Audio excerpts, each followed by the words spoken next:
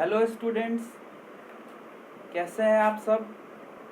तो आज हम लोग 11th क्लास का नेक्स्ट टॉपिक स्टार्ट करने जा रहे हैं। कौन सा? एटॉमिक स्ट्रक्चर, है ना। इससे पहले हम लोग मोल कॉन्सेप्ट और रिडॉक्स रिएक्शंस ख़त्म कर चुके हैं। अब देखिए, ये जो टॉपिक है वो बहुत ही इम्पॉर्टेंट है, आपको बहुत ही ध्यान से समझना है। इससे जेई मेन एडवांस में क्वेश्चंस भी आते हैं और पढ़ने में भी बहुत मज़ा आएगा आपको, है ना। तो इसको बहुत ही आप ध्यान से समझेंगे, है ना। मोल कॉन्सेप्ट थोड़ा सा बोरिंग टॉपिक था, रिडॉक्स ठीक ठाक था, तो वो सब निकल गया। अब केमिस्ट्री में आपको मज़ा आएगा, है ना। तो सबसे पहले एटॉमिक स्ट्रक्चर स्टार्ट करते हैं। तो इसमें ये कोई नया बात नहीं है आपके लिए। सबसे पहले हम लोग इसमें डाल्टन्स एटॉमिक थ्योरी पढ़ेंगे। ये बिल्कुल वही है जो आप जूनियर क्लासेस में पढ़ते आ रहे हैं। तो सबसे पहले देखते हैं कि डाल्टन साहब एटम के बारे में क्या सोचते थे और वो क्या थ्योरी दिए, है ना, और उसमें कहाँ कहाँ गलतियाँ थी। तो सबसे पहले देखते हैं डाल्टन्स एटॉमिक थ्योरी। इन्होंने क्या क्या कहा था। Matter is composed of indivisible particles. Matter is composed of indivisible particles and दूसरा चीज, atoms can neither be created nor be destroyed, है ना। मैटर जो होता है वो इंडिविजिबल पार्टिकल से मिल के बना होता है और एटम जो है वो क्रिएट नहीं किया जा सकता है और डिस्ट्रॉय नहीं किया जा सकता है, ठीक है। ये इनका अपना पोस्टुलेट था। दूसरा, all atoms of particular element are similar. इन्होंने ऐसा कहा था, हालांकि हम जानते हैं कि ये सही नहीं है, ठीक है। अभी देखेंगे इसका जो ड्रॉबैक है वो भी देखेंगे। All atoms of particular element are similar. एक एलिमेंट के सारे एटम्स एक जैसे होते हैं, इनका क्या नाम है। Third, different element have different atoms. अलग अलग एलिमेंट्स के पास अलग अलग तरीके के एटम्स होते हैं, ये सही बात है। Atoms combine in certain whole number ratios. इसका कहना ये है कि जो मॉलिक्यूल बनता है उसमें जो एटम्स जो कंबाइन करते हैं वो किसी होल नंबर रेशियो में कंबाइन करते हैं। ये बात सही है, लेकिन थोड़ा सा कुछ कुछ छूटा हुआ है। फिफ्थ है, in a chemical reaction atoms are rearranged. In a chemical reaction atoms are rearranged. इनका कहना है कि केमिकल रिएक्शन में एटम्स जो होते हैं वो रीअरेंज होते हैं। They are not created, destroyed और changed into atoms of other elements. इनका कहना ये है कि एटम्स केवल रीअरेंज होते हैं, वो क्रिएट नहीं होते हैं, डिस्ट्रॉय नहीं होते हैं और चेंज भी नहीं होते हैं। तो आइए इन सब का कुछ कंसिक्वेंस देखा जाए, ठीक है। तो पहले आप इसको नोट डाउन कर लीजिए।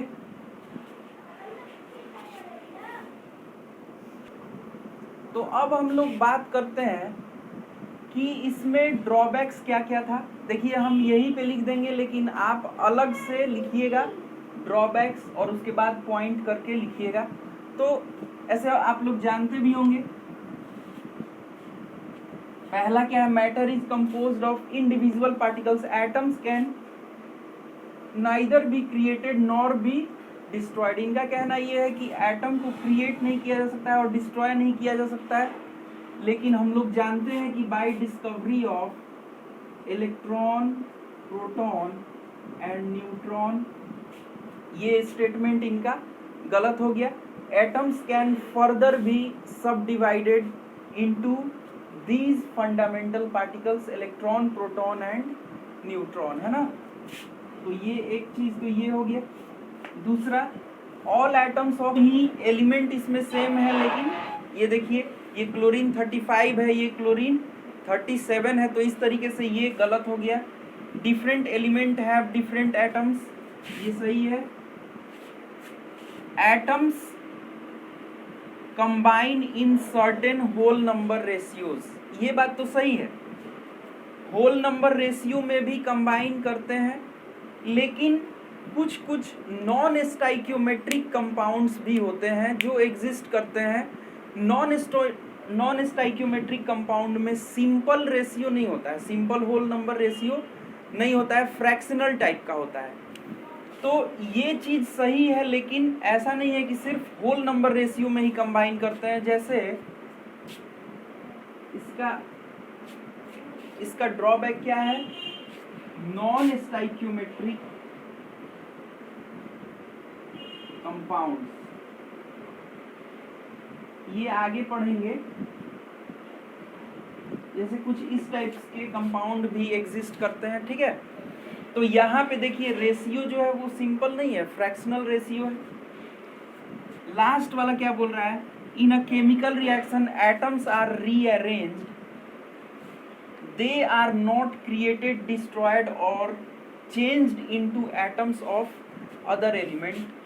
न्यूक्लियर रिएक्शंस में ये हो जाता है ना। न्यूक्लियर रिएक्शंस में क्या होता है, न्यूक्लियस चेंज हो जाता है, तो मतलब कह सकते हैं एटम चेंज हो गया, है कि नहीं। तो ये वाला भी पूरी तरीके से सही नहीं हुआ, हालांकि ये सही होता है, लेकिन नॉट इन केस ऑफ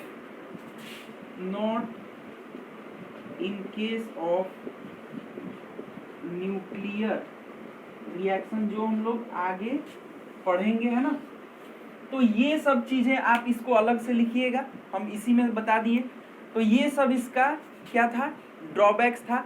फिर भी डाल्टन का नाम बहुत ही ज़्यादा है, क्योंकि एटम्स के बारे में सबसे पहला, एटम्स के बारे में कुछ भी सोचने वाले ये सबसे पहले इंसान थे, और इनका मतलब एटम के खोज में इनका बहुत बड़ा हाथ माना जाता है ना। तो आगे बढ़ते हैं, सबसे पहले आप इसको नोट डाउन कर लीजिए। तो आगे बढ़ते हैं, ठीक है। अब हम लोग को नेक्स्ट देखना है कि इलेक्ट्रॉन्स का डिस्कवरी कैसे हुआ था। तो ये कैथोड रे एक्सपेरिमेंट देखते हैं, है ना। अब इसमें कुछ ये आप ध्यान रखिए कि ऐसा कुछ नहीं सोचा गया था कि चलो चलो इलेक्ट्रॉन का डिस्कवरी करते हैं, नहीं, ऐसा कुछ नहीं था। तो ये सर्टेनली हो गया। तो सबसे पहले देखते हैं कैथोड रे एक्सपेरिमेंट है क्या। तो सबसे पहले ये एक डिस्चार्ज ट्यूब है ना, इलेक्ट्रिसिटी पास कराएंगे। तो ये आपका बैटरी लगा हुआ है, ठीक है। ये निगेटिव टर्मिनल से ये वाला इलेक्ट्रोड जुड़ा हुआ है, तो ये आपका निगेटिवली चार्ज इलेक्ट्रोड हो गया, निगेटिव टर्मिनल हो गया। ये पॉजिटिव से जुड़ा हुआ है, तो ये आपका एनोड हो गया, पॉजिटिव हो गया, यहाँ पे निगेटिव हो गया, है ना। तो जनरल कंडीशंस पे कुछ भी ऑब्जर्व नहीं होता है, ठीक है। जनरल कंडीशन मतलब कहने का मतलब जो पोटेंशियल डिफरेंस हम लोग जनरली रखते हैं 250, 300, 400, 500 वोल्ट, है ना। और प्रेशर हम लोग के पास कितना है, 180 mm है, यानी कि 760 mm ऑफ Hg। तो ये सब जनरल कंडीशन हुआ। तो सबसे पहले क्या किया गया कि पोटेंशियल डिफरेंस को बहुत ज़्यादा हाई कर दिया गया, ठीक है। पोटेंशियल डिफरेंस को बहुत ज़्यादा हाई कर दिया गया और प्रेशर को बहुत ज़्यादा लो कर दिया, ठीक है। जब ऐसा कंडीशन अप्लाई किया गया और करंट पास कराया गया, मतलब आपका पोटेंशियल डिफरेंस 10,000 वोल्ट हो गया, और ये कितना हो गया, ये है 0.001, ये 1 मत समझिएगा। प्रेशर कितना है, तो 0.001 mm प्रेशर। तो इस पे क्या ऑब्जर्व किया गया कि कैथोड के तरफ से कुछ इनविजिबल रेज निकलकर एनोड की तरफ जा रही है। ध्यान से सुनिएगा, ये हम बोल रहे हैं इनविजिबल रेज, कि some sort of invisible rays are moving from cathode to anode, anode side में मूव कर रहे हैं, ठीक है, स्ट्रेट लाइन में मूव कर रहे हैं। अच्छा, ये आप सोचिएगा कि ये इनविजिबल है, तो आप ये कैसे बोल रहे हैं कि आपको दिख कैसे रहा है। तो अभी इसका कारण बताते हैं, थोड़ा देर रुकिए। तो ऐसा देखा गया कि कुछ इनविजिबल रेज कैथोड की तरफ से निकल के एनोड की तरफ जा रहे हैं, जो बिल्कुल स्ट्रेट लाइन में मूव कर रहे हैं, ठीक है, और एनोड की तरफ जा रहे हैं। तो एनोड की तरफ जा रहे हैं, इसका मतलब एनोड तो पॉजिटिव चार्ज है, पॉजिटिव टर्मिनल हो गया ना, इसका मतलब इन पे निगेटिव चार्ज होगा, ये निगेटिवली चार्ज स्पेसीज होंगे, ठीक है। तो इनविजिबल रेज निकल के एनोड की तरफ जा रहे हैं, और ये हर एक कंडीशन पे हमेशा ऐसा नहीं होता है। जब आप ये फिक्स कंडीशन अप्लाई करेंगे कि गैस का प्रेशर बहुत ही लो कर दिया गया, पोटेंशियल डिफरेंस को बहुत ही हाई कर दिया गया, तो कुछ रेज यहाँ से निकल रहे थे। अब हम कहें कि ये स्ट्रेट लाइन थे, इनविजिबल थे, तो आइए इसके बारे में जानते हैं कि इनविजिबल थे तो दिखे कैसे। तो इसके लिए क्या क्या किया गया कि एनोड साइड में सिंपल एनोड न रख के परफोरेटेड एनोड रखा गया। परफोरेटेड एनोड का मतलब ये होता है कि यहाँ पे होल्स टाइप के, मतलब इधर होल होगा एनोड में, ताकि ये जो कैथोड रे है ये इससे पास कर सके। और यहाँ पे पीछे जिंक का कोटिंग, सॉरी जिंक सल्फाइड का कोटिंग बनाया हुआ था। उससे क्या होता है कि ये जो रेज जा रहे हैं वो चमकेंगे, चमक आता है इसके कारण, तो वो उसका जो चमक होगा वो हमको दिखेगा, तो हम समझ जाएंगे कि अच्छा कि कैथोड की तरफ से कुछ रेज आ रहा है ना। और बीच में कुछ ऑपिक ऑब्जेक्ट वगैरह रखेंगे तो इसका ये शैडो बनेगा, वो तभी बन पाएगा जब ये स्ट्रेट लाइन में मूव करेगा। तो इसका मतलब कि ये स्ट्रेट लाइन में मूव कर रहा है, एक बात स्ट्रेट लाइन में मूव कर रहा है, ये निगेटिवली चार्ज्ड है। क्यों? क्योंकि ये पॉजिटिव टर्मिनल की तरफ जा रहा है, इसका मतलब कि ये निगेटिवली चार्ज होगा। दो बात। तीसरा बात बोला गया कि इसमें मास भी है ना, ये इसके पास मास है, इसका क्या है, तो जैसे मासलेस पैडल व्हील इसके रास्ते में रखा गया, ठीक है, मासलेस पैडल व्हील को इसके रास्ते में रखा गया, तो ये रोटेट, इसको रोटेट कर दिया। तो रोटेट कब किया होगा? जब इसके पास मास होगा, एनर्जी होगा, तब नहीं यहाँ टकराया होगा, तो इसको रोटेट कर दिया। तो इसका मतलब इसके पास मास भी है, ठीक है। तो यही सब चीज आगे देखते हैं। तो इसका मतलब कि निगेटिव टर्मिनल की तरफ से कोई तो रे निकल रहा है जो इनविजिबल है, निगेटिवली चार्ज्ड है, स्ट्रेट लाइन फॉलो कर रहा है, ठीक है, और उसके पास कुछ ना कुछ मास भी है। देखिए, when high voltage is applied across the extreme of particles are, when high voltage is applied across the stream of particles are observed moving from cathode to anode side. High voltage and low pressure भी apply किया गया है, ठीक है। For verifying this, इसको verify करने के लिए holes are made in anode side, वही हम बोल रहे थे जो perforated anode. For verifying this, holes are made in anode side, perforated anode, and tube behind anode side is coated with zinc sulphide. ये जो बिहाइंड में है इसको जिंक सल्फाइड से कोटिंग किया गया है। Now when particle moving from cathode to anode, जो पार्टिकल कैथोड से एनोड की तरफ जा रहा है और स्ट्राइक कर रहा है जिंक कोटिंग को, सम ब्राइट स्पॉट्स आर अपीयर, कुछ ब्राइट स्पॉट्स अपीयर हो रहे हैं जो ये प्रूव कर रहे हैं कि कुछ इस तरफ से रे निकल रहा है, which prove that certain particles are moving from cathode to anode, they are named as cathode rays, ठीक है। तो आप इसको इतना जल्दी से लिखिए, फिर आगे इसके प्रॉपर्टीज के बारे में डिटेल में डिस्कशन करते हैं। सबसे पहले आप इसको लिख लीजिए। तो नेक्स्ट हम लोग देखते हैं प्रॉपर्टीज ऑफ कैथोड रेज। तो पहला है they are negatively charge particles, वे निगेटिवली चार्ज पार्टिकल्स थे and behave as negatively charge particles in presence of electrical and magnetic field. Electrical और मैग्नेटिक फील्ड अप्लाई कर रहे थे तो वो निगेटिव चार्ज की तरह बिहेव कर रहे थे, मतलब पॉजिटिव की तरफ डिफ्लेक्ट होना है ना, मैग्नेटिक फील्ड में भी इनका एक्शन था डिफ्लेक्ट होना, ठीक है। They travel in straight line in absence of electric and magnetic field. इस पे अभी आप ज़्यादा ध्यान मत दीजिए, ये आप आगे पढ़ेंगे 12th क्लास में, इलेक्ट्रिसिटी मैग्नेटिज्म ये सब आप फिजिक्स में आप पढ़ लेंगे तो आपको ये सब का मतलब समझ में आएगा। बस आप ये समझ जाइए निगेटिवली चार्ज पार्टिकल थे, स्ट्रेट लाइन में ट्रेवल करते थे इलेक्ट्रिक और मैग्नेटिक फील्ड के एब्सेंस में, क्योंकि इलेक्ट्रिक और मैग्नेटिक फील्ड अप्लाई होगा तो डिफ्लेक्ट हो जाएगा।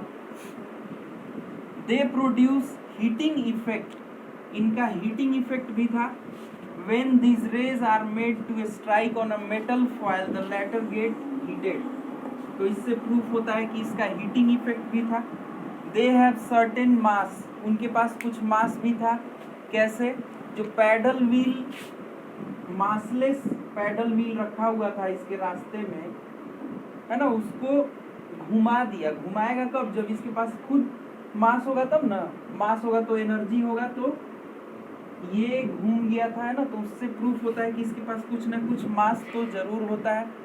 और सबसे बड़ा बात, it does not depend on nature of gas and nature of electrode. कभी भी कैथोड रेज जो था वो कोई भी गैस, अलग अलग गैस लेकर एक्सपेरिमेंट किया गया, इलेक्ट्रोड्स का नेचर अलग अलग रखा गया, मतलब अलग टाइप का कैथोड, अलग टाइप का एनोड, और गैस का भी नेचर अलग अलग रखा गया, फिर भी कैथोड रे का प्रॉपर्टी चेंज नहीं हुआ। क्योंकि ये था क्या, निकल क्या रहा था, हम लोग जानते हैं कि इलेक्ट्रॉन्स निकल रहे थे ना, तो अलग अलग गैसेस में जो भी गैसेस हैं, जैसे आयोनाइज होगा तो वहाँ से क्या निकलेगा, इलेक्ट्रॉन ही निकलता है कि नहीं। जैसे हाइड्रोजन है, यही तो निकल रहा था, ठीक है, हाइड्रोजन हो गया, सोडियम तो Na++ ऑफ इलेक्ट्रॉन, तो जब निकल ही इलेक्ट्रॉन रहा था, है ना, तो कोई भी गैस लीजिए, फंडामेंटल पार्टिकल तो इलेक्ट्रॉन है ही, तो यही निकल रहा था, तो कुछ इसके प्रॉपर्टी में चेंज थोड़ी ना होगा, है कि नहीं। तो it does not depend on nature of gas, जो गैस उसमें यूज कर रहे थे, या फिर अलग अलग इलेक्ट्रोड भी लेने से कोई फर्क नहीं पड़ा। तो इतना आप नोट डाउन कीजिए, फिर आगे देखते हैं।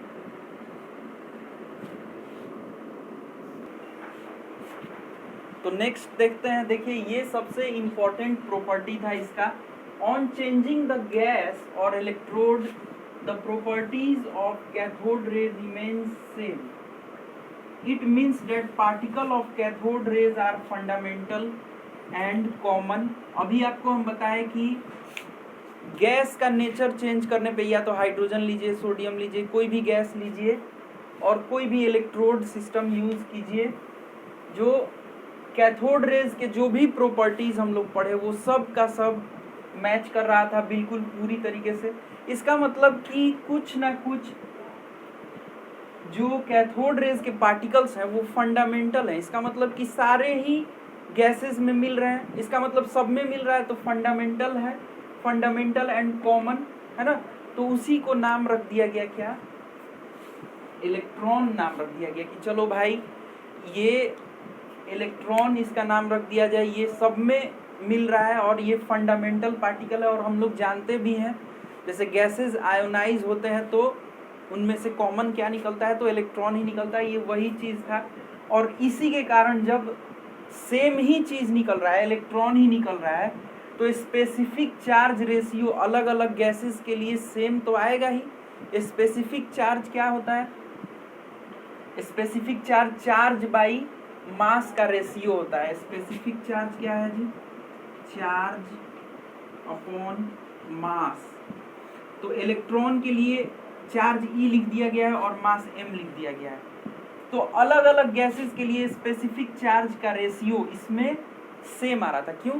क्योंकि फंडामेंटल पार्टिकल तो इलेक्ट्रॉन था, तो इलेक्ट्रॉन का तो चार्ज हम लोग जानते ही हैं 1.6 इंटू 10⁻⁻19 कूलम, और मास भी हम लोग को पता है, ये सब आपको याद रखना है, 9.1 इंटू 10⁻31 kg। ठीक है, तो कोई भी गैस यूज किया स्पेसिफिक चार्ज का रेशियो बिल्कुल यही आया। ठीक है, ये पूछा भी जा सकता है, आपको याद नहीं रखना है, आप हमेशा निकाल लेंगे, है ना, क्योंकि प्रोटॉन न्यूट्रॉन्स वगैरह के लिए भी हम लोग निकालेंगे और भी के लिए निकालेंगे। तो यहाँ पे देखिए ये 1.76 इंटू 10⁻11 कूलम पर केजी ये सबके लिए आ रहा था।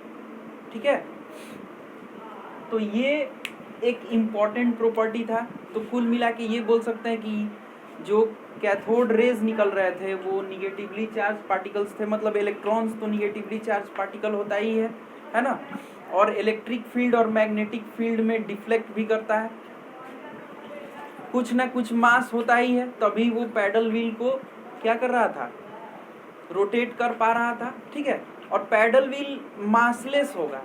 ठीक है, मतलब उसका वेट बहुत ही कम होगा, तभी वो घूम पाएगा ना। ठीक है, और उसके बाद क्या क्या क्या प्रॉपर्टी देखे, इसमें हीटिंग इफेक्ट भी होता है। ठीक है, और सबसे इम्पोर्टेंट प्रॉपर्टी यही होता है कि गैसेस और इलेक्ट्रोड का नेचर चेंज करने के बाद भी कैथोड रेज का प्रॉपर्टी डिफर नहीं किया, क्योंकि वो था क्या, हर जगह से गैसेस आयोनाइज हो रहे थे तो इलेक्ट्रॉन ही निकल रहा था। तो जब इलेक्ट्रॉन ही सब जगह से निकल रहा है तो प्रॉपर्टी कैसे चेंज हो जाएगा, सेम था। तो इसको आप नोट डाउन कर लीजिए। आई होप कि आपको ये चीज़ समझ में आ गया होगा बहुत अच्छे से कि कैथोड रेज मतलब इलेक्ट्रॉन्स का डिस्कवरी कैसे हुआ था।